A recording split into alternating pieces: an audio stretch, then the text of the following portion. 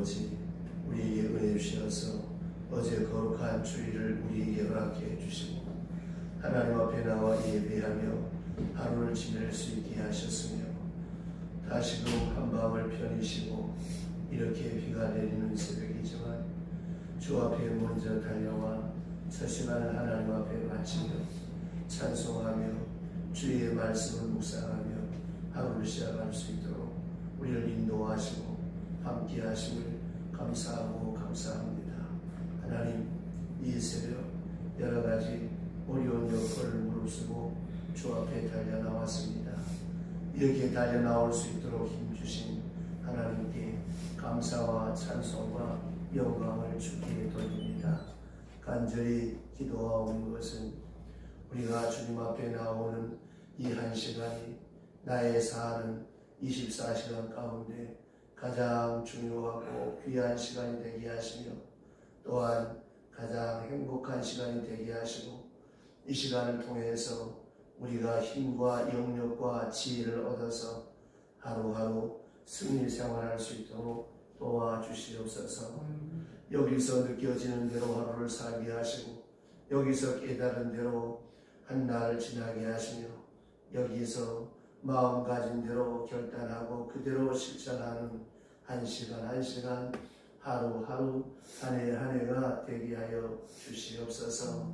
자비하신 주여, 기도하는 가운데 용서할 자를 위해서 기도할 수 있게 하옵시고 나를 괴롭게 하고 힘겹게 하는 원수라고 할지라도 위하여 기도할 수 있게 하시며 또한 그를 위하여 복을 빌 수 있게 하옵시고 하나님이여, 또 내가 괴로움 당하는 이 모든 문제보다 깨끗이 그 심령 속에 먼저 풀려지고 해석되고 그리고 온전한 해결을 보게 하여 주시옵소서. 기도하면서 생각나는 자를 오늘 찾아 만날 수 있게 하시고 또 측은히 여길 자를 측은히 여기며 도와야 할 자를 돕고 특별히 맺혀진 자를 찾아가서 화해하고 또 풀 수 있는 그런 귀한 은혜의 시간이 되게 하여 주시옵소서. 하나님 아버지, 기도하는 가운데 부명코 우리의 육체의 치유함도 받게 해주셔서 질병도 나약함도 게으름도 그 모든 부족함과 허물된 타성을 완전히 극복할 수 있도록 도와주시옵소서. 하나님 아버지, 우리가 한 시간 한 시간 기도하면서 항상 새로워지고 거룩해지고 그리고 주님의 뜻에 더 가까이 갈 수 있는 저희들의 믿음 생활이 되게 하여 주시옵소서. 하나님 아버지, 기도하면서 우리는 저 영원한 하늘나라를 분명히 바라볼 수 있게 하시고 내가 살아온 생보다 앞에 있는 생을 바라보면서 다시금 옷깃을 여미고 새롭게 준비하는 귀한 시간들이 되게 하여 주시옵소서. 하나님 아버지, 오늘도 주님과 동행하며 살게 하시고 시간 어디서든지 주의 음성을 들으며 살게 하여 주시옵소서. 그리고 주님을 기쁘시게 하고 우리의 언행 심사가 주님 보시기에 합당한 산 제물로 들려지게 하여 주시옵소서. 오늘도 주의 말씀을 나눌 때에 성령께서 친히 함께 하시고 도우셔서 내게 주시는 하나님의 음성을 듣게 하시고 내가 하나님 앞에 엎드려 기도하는 그 기도가 하나님께 간합되는 간절하고도 복된 기도가 되게 하여 주시옵소서. 예수님의 이름으로 기도드리옵나이다. 아멘. 하나님의 말씀 계속해서 갈라디아서 제6장 1절로부터 5절 말씀 보겠습니다. 갈라디아서 제6장 1절로부터 5절. 형제들아, 사람이 만일 무슨 범죄한 일이 드러나거든 신령한 너희는 온유한 심령으로 그러한 자를 바로잡고 너 자신을 살펴보아 너도 시험을 받을까 두려워하라. 너희가 짐을 서로 지라. 그리하여 그리스도의 법을 성취하라. 만일 누가 아무것도 되지 못하고 된 줄로 생각하면 스스로 속이라. 각각 자기의 일을 살피라. 그리하면 자랑할 것이 자기에게는 있어도 남에게는 있지 아니하니 각각 자기의 짐을 질 것이라. 아멘. 지난 시간에 우리가 짐을 각각 서로 지라. 짐을 각각 서로 져야 되는 그 이유가 우리는 서로 하나님 앞에 살아갈 때 서로 다른 존재로 살아간다고 하는 것. 사람들이 다 나와 똑같지 않다고 하는 것. 그런데 우리는 자꾸만 나와 똑같다고 동일시하려고 하면서 나와 같은 사람으로 만들려고 하니까 갈등이 생깁니다. A라고 하는 사람은 A라고 하는 사람들의 개성과 또 삶의 자세가 있고, 나는 나로서의 삶의 자세와 개성이 있고, 문화와 습관과 환경, 이 자라온 상황이 다르기 때문에 다르다는 걸 인정해야 되는데, 이 다르다라고 하는 것을 인정하지 못하기 때문에 우리의 인간관계에, 우리의 생활에 문제가 생겨지는 거예요. 그래서 항상 저 사람에게는 저런 부분이 있구나, 그걸 이해하고, 또 그 사람의 못난 점, 그 사람의 단점을 내가 보완하고, 또 상대도 나에게 있는 단점과 장점을 보완하는 이런 관계. 그래서 각각 자기를 살피는데 언제나 우리는 세 가지 상황 속에서 살아가야 된다 하는 말씀을 두 번째 시간에 드렸습니다. 첫째가 하나님과 나와의 관계. 나는 지금 하나님과 어떤 관계가 있냐. 두 번째가 사람과의 관계. 나의 인간관계가 어떤가. 사람들이 왜 나를 싫어할까. 내 말에, 내 삶의 자세에 문제는 없나. 이 인간관계를 잘 살피고, 세 번째, 자신과의 관계. 나 자신의 진실성, 성실성, 정직성, 양심과의 관계, 자기 지식과의 관계, 자기 의지와의 관계를 이렇게 살펴야 된다 하는 말씀을 나누었습니다. 그런데 사람들이 시험에 빠지기 쉬운 것이 무엇인가 하면 하나님과의 관계를 더 중요하게 생각해야 되는데, 그렇지 못하고 사람과의 관계를 너무나 크게 생각하고 사람을 너무 많이 생각하기 때문에 여기에 미성과 가식과 불성실이 함께한다. 엄밀히 따지고 보면 이 사람과의 관계, 이거 별 볼 일 없습니다. 왜냐? 내가 어려움 당했을 때 누가 나를 위로해 줄 수 있겠습니까? 좋을 때야 호요호재지. 내게서 돈이 떠나가고 건강이 떠나가고서 자식도 다 멀어지고. 그러나 하나님은 세상 끝난 날까지 나와 함께 하신다. 내 기쁨, 내 슬픔, 누구도 나와 함께 하지 못하고 내 마음에 동참하지 못합니다. 그래서 시편 146편에 도움이 없는 인생을 의지하지 말고 권력자, 이 방백을 의지하지 말고 야곱의 하나님으로 자기의 돕는 자를 삼으라. 그러니까 이 사람과의 관계 너무 그렇게 신경 쓰지 마세요. 사람들을 두장 찍으려고 하지 말고 그저 내 성실, 내 정직, 내 진실, 이것이 중요한 것이지. 그리고 하나님과의 관계가 중요한 것이지, 이 사람과의 관계, 이거 그렇게 지나치게 신경 쓰게 되어지면 위선에 빠지고 맙니다.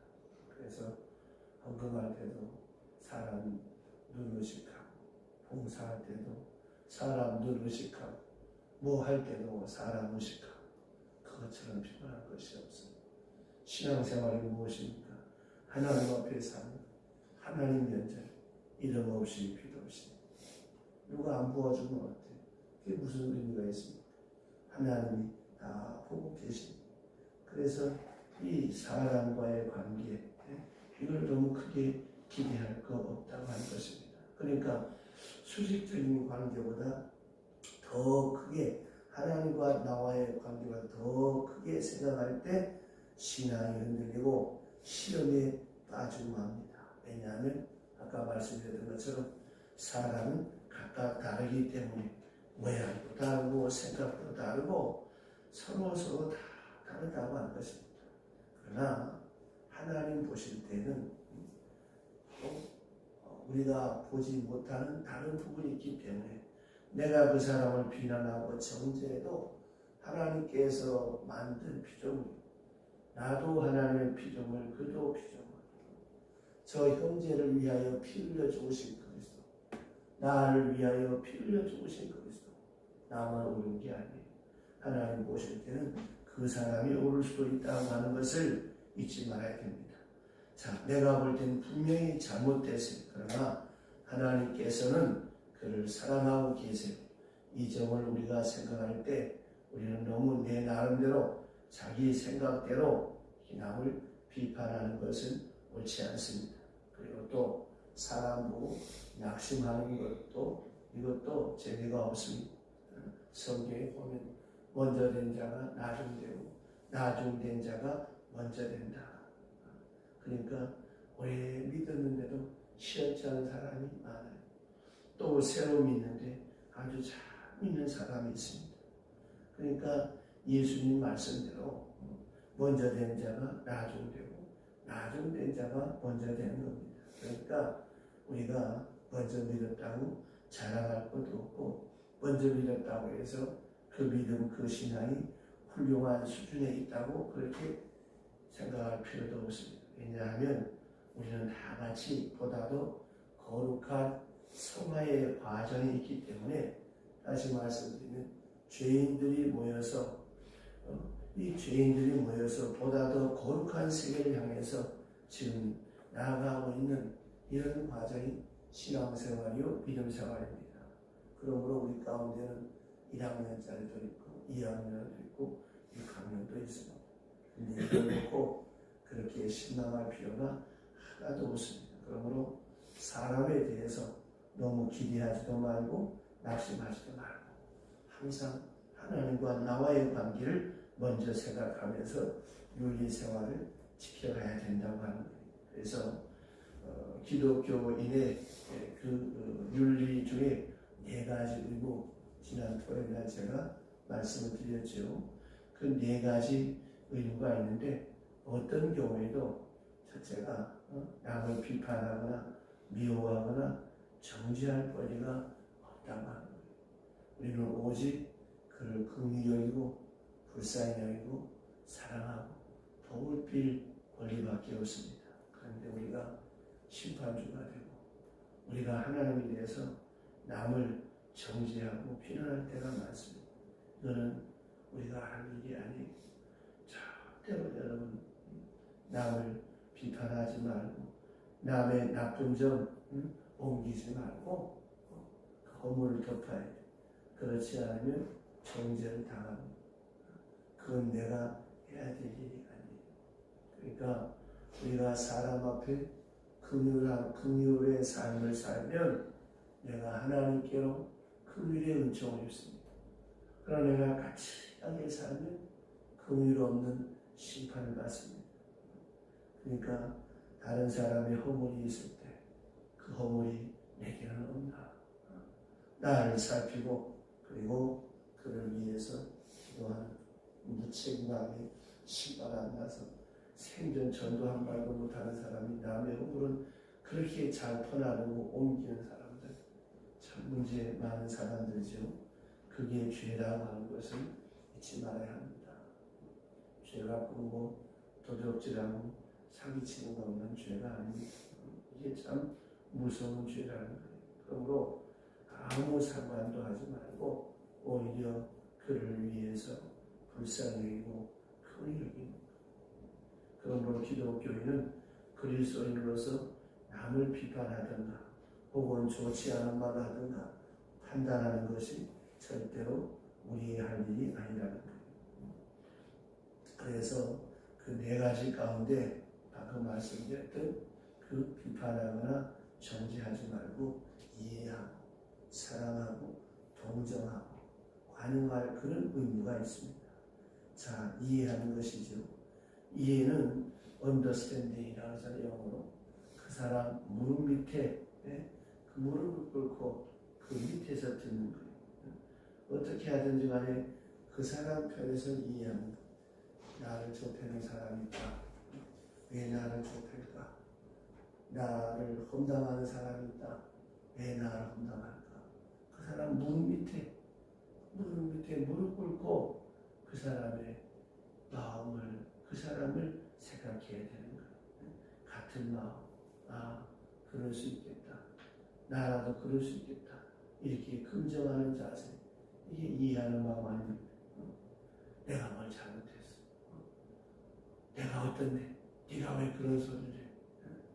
이거는 잘못된 생각입니다. 그러니까 남이 어려운 일을 당했다. 아이고, 잘난 척하더만 잘됐다. 이것이 아니라, 그래, 저 사람이 내가 알지 못하는 그런 상황이 있었으니까 그럴 것이다. 이렇게 함께 동정하는 거예요. 얼마든지 그럴 수 있지. 그래, 그랬을 거야.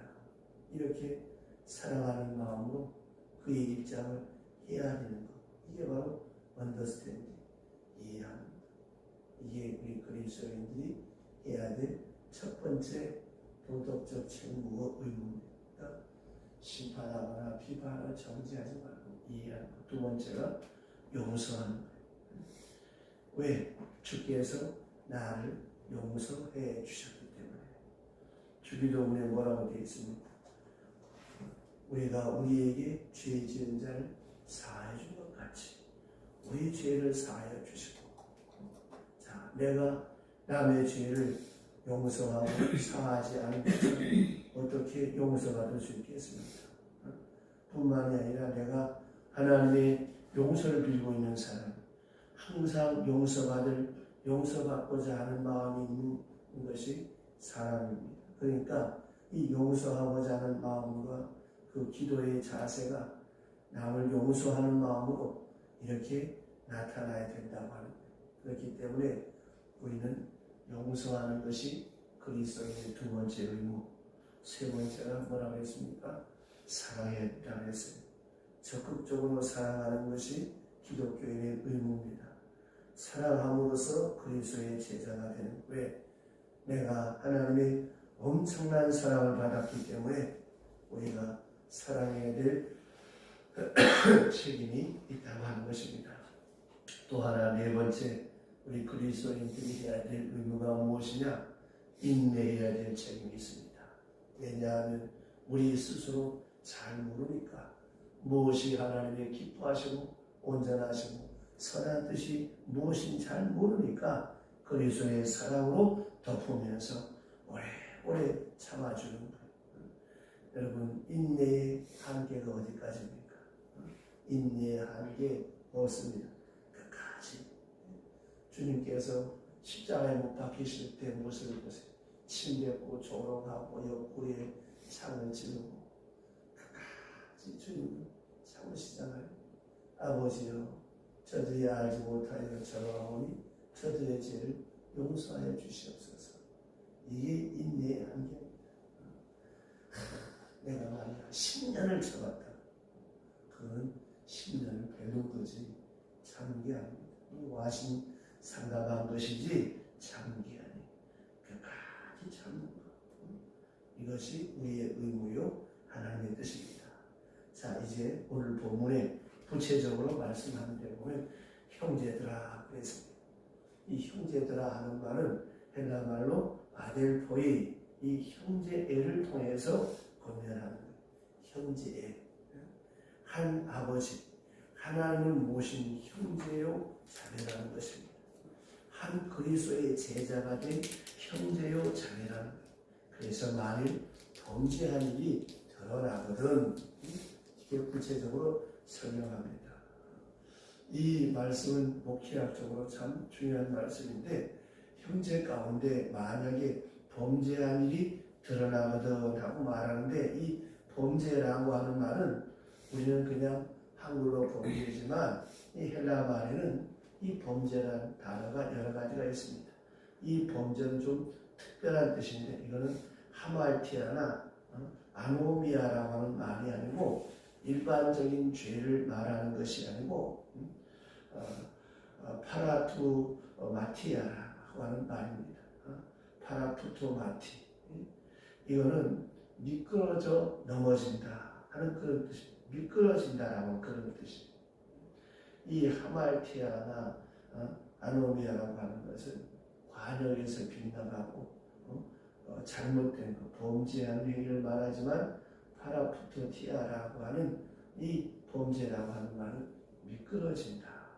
그러니까 이거는 아주 도덕적이고 책임 있는 범죄를 말하는 것이 아니라 또 고의성이 있는 죄를 말하는 게 아니에요. 이거는 실수로, 과실적인 실수를 말하는 거예요. 그런 일이 있잖아요. 뜻하지 않는 어떤 일, 이걸 우리가 법률적인 용어로 과실치사라 그러는 거예요.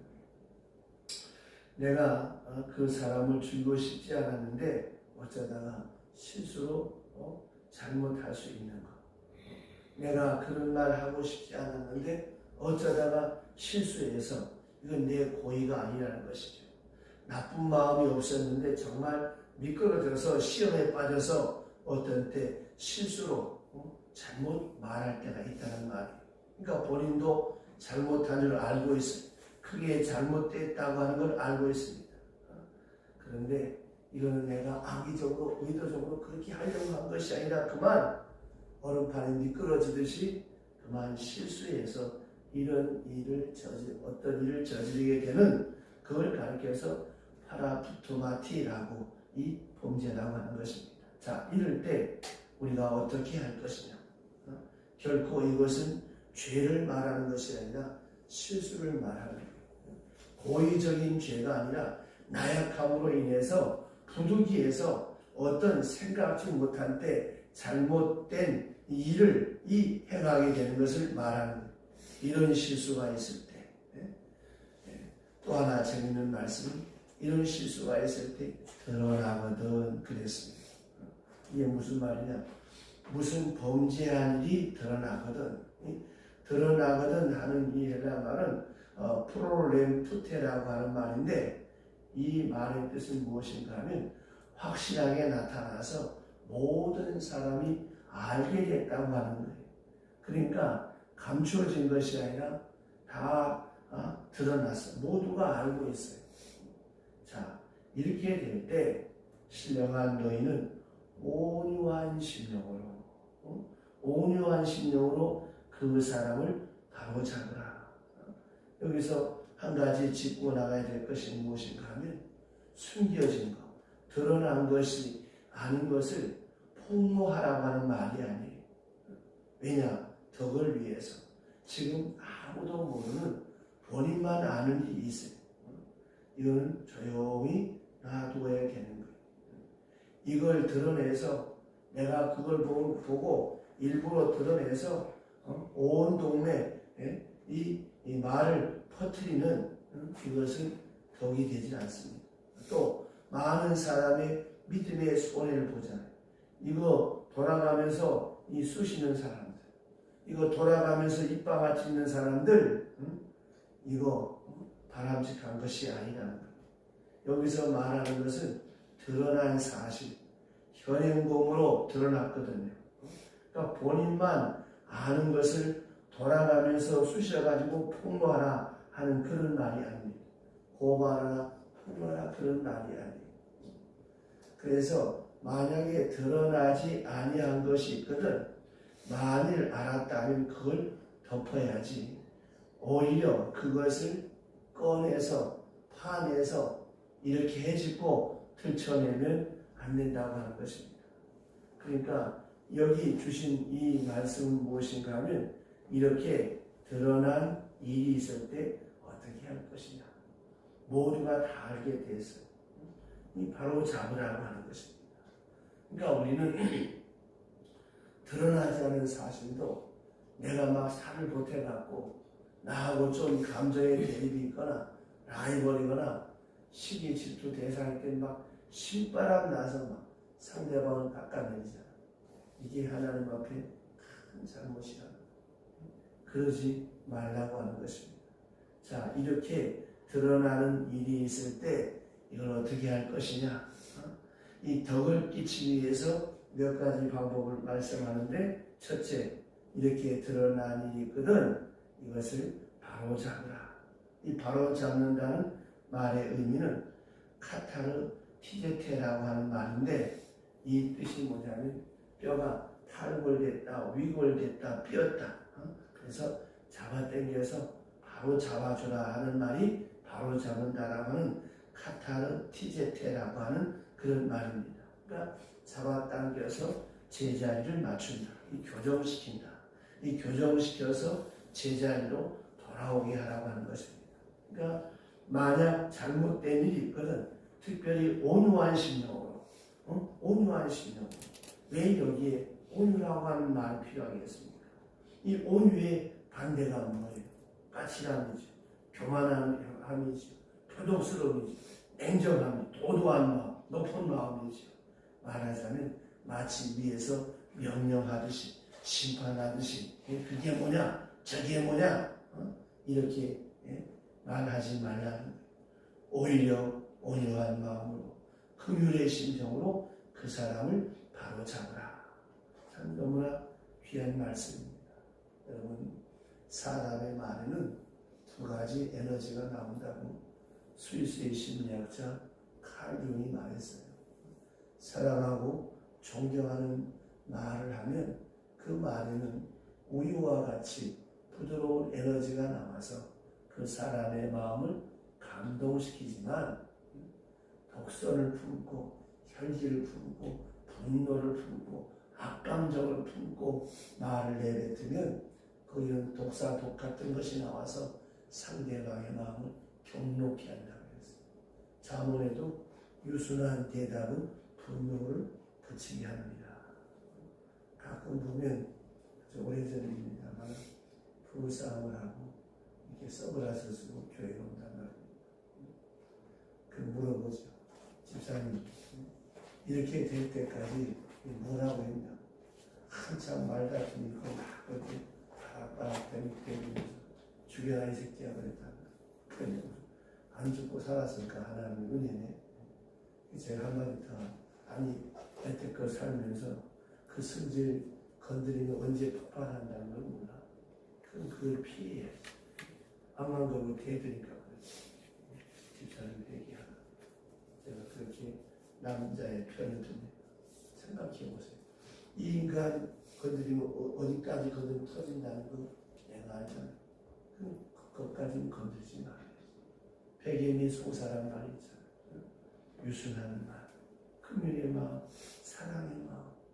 근데 우리 성도들이 보면 기도는 열심히 하는데 이런 마음이 없어요. 잘못된 기도죠. 성령이 뭐예요? 그리스도의 마음이라고 했죠. 그리스도의 마음이 내 안에 충만해 보세요. 다른 사람이 잘못했을 때 어떻게 되겠어요? 아, 저 사람 참 마음 아프다. 내게도 저런 실수가 있을 텐데 함께 그 마음에 동참되면서 그 실수가 마치 내 책임인 것처럼 나도 같은 사람이요. 이것이 나 자신의 잘못인 것처럼 그렇게 온유한 마음으로 대하라고 하는 거예요. 그런데 우리는 나와 전혀 관계없는 사람처럼 높은 자세로 아주 나는 의로운 사람인 것처럼 그렇게 충고하려고 하고 비웃고 비판하고 조소조로 그렇게 하면 안 된다는 거예요. 잘못된 것을 보거든 어떻게 하면 좋겠습니까? 온유한 마음으로 이쪽에서 온유해. 이 온유한 마음으로 바로 잡아라. 다시 말하면 사랑과 긍휼과 이 인애의 덕을 잃지 말라고 하는 거예요. 이게 참 중요한 것이 무엇인가 하면 자녀를 가르치든 친구를 가르치든 사랑하는 사람을 가르치든 간에 중요한 것은 사랑과 덕을 잃어버리면 모든 교육과 권면은 다 무용입니다. 아무리 좋은 말을 해도 듣지 않아요. 왜냐? 그 말 속에 사랑과 긍휼과 덕이 없었기 때문에. 한 가지만 말씀드리고 내일 아침에 또 보겠습니다. 아주 오래전에 있었던 일이에요. 어떤 고등학생이 시험을 봤는데 시험을 꽤 잘 봤는데 그 중에서 서울대 못 갔다고 그 아이가 자살을 했어요. 그 동생이 또 시험을 보게 됐습니다. 부모가 말하기를 시험 잘 봐라, 공부 열심히 해라. 그러니까 이 아이가 하는 말, 알았어요. 한번 열심히 해보고 안 되면 뭐 형 따라가지고 이렇게 아주 어머니 아버지 앞에 아주 비아냥 대답을 해요. 그러니까 이 말을 들은 이 아버지 엄마가 걱정이 됐어요. 큰일이 나지. 그래서 자기네 교회 목사님께 상담을 했어요. 어떻게 하면 좋은가. 우리 큰아들이 서울대 못 갔다고 잔소리했더니 자살해 죽었는데, 둘째한테도 공부 열심히 해서 서울대 가라고 했더니 하는 말, 알았어요? 열심히 해보자. 안 되면 뭐 형 따라가지. 그러니까 얼마나 놀랬겠습니까? 그래가지고 이 아버지 엄마가 아들한테 담배 사다주고 술 사다주고 열심히 공부하라. 괜찮다. 열심히 공부하라 했더니 이 아들이 하는 말, 참 어머니 아버지 웃기고 있네. 이거 뭐 하는 짓입니까? 이러더라는 거예요. 이거 왜 이렇게 됐느냐. 이 엄마 아버지가 서울대 출신. 그래서 시험도 꽤 잘 봤는데 서울대 못 가면 사람 구신 못하고 사람 구신 못하면 인생 엉망된다. 늘 이렇게 닥달하듯이 야단을 쳤어요. 그러니까 큰아들이 꽤 공부를 잘했는데 서울대 떨어졌다고 윽박지고 나가 죽어라. 서울대 못 가면 사람 구신 못한다. 그러니까 죽어버린다. 그러니까 둘째가 또 그냥 바짝 올려가지고 목사님을 찾아갔어. 그래서 목사님은 서울대로 언제 입학했냐? 자기들은 6.25 때 입학했다. 그러니까 그때 뭔 공부를 했겠어요. 그래서 그 목사님 그랬답니다. 그러면 그 둘째한테 그래. 야, 우리는 6.25 때 서울대 들어갔어. 공부 대충 해라. 괜찮다. 아무 데나 들어가. 그렇게 말하라. 그래야 당신 아들 살린다. 자, 보세요. 대학 못 가고 서울대 못 간 아들은 얼마나 그 마음이 아프겠습니까? 그런데 서울대 못 가면 인간 무시 못하고 창피해 죽겠다. 우리 친구들 보기 부끄러워 죽겠다. 이러니까 큰아들이 효도하는 마음으로 죽었다는 거예요. 자, 보세요. 이렇게 자기 딸에는 공부한다고 공부했는데 안 됐을 때 어떻게 되겠어요? 온유한 마음으로 그래, 애썼다, 수고했다. 그래도 아이가 괴로운데 그만한 마음을 가지고 그것도 못하냐 이놈아, 창피해 죽겠다. 이렇게 되면 어떻게 되겠습니까? 그 아이 죽이는 거예요. 실패한 사람 앞에, 허물 있는 사람 앞에 내려앉아서 무릎을 꿇어야지. 난 아무것도 아니다. 이러고 가르쳐야 얘기가 되지. 나는 굉장했다. 나는 나 그런 거 다 했어. 아이고 한심한 거 그것도 못하냐. 뭐 저딴 인간이 있어. 이렇게 되면 어떻게 되겠습니까? 분란이 일어나고 무서운 갈등이 생깁니다. 온유한 심령으로 아주 낮춰요. 내가 확 내려앉을 때 상대방의 마음이 열리는 것입니다. 여러분 햇님과 바람 얘기 아시죠? 아무리 바람을 세게 불어보세요. 나그네가 이틀을 벗나? 절대 안 벗어. 더 안 벗은다 그러지. 아유한 마음, 따뜻한 마음. 햇볕을 내리쬐을 때 나그네가 이틀을 벗잖아요. 주님이 힘이 없어서 그냥 놔둡니까?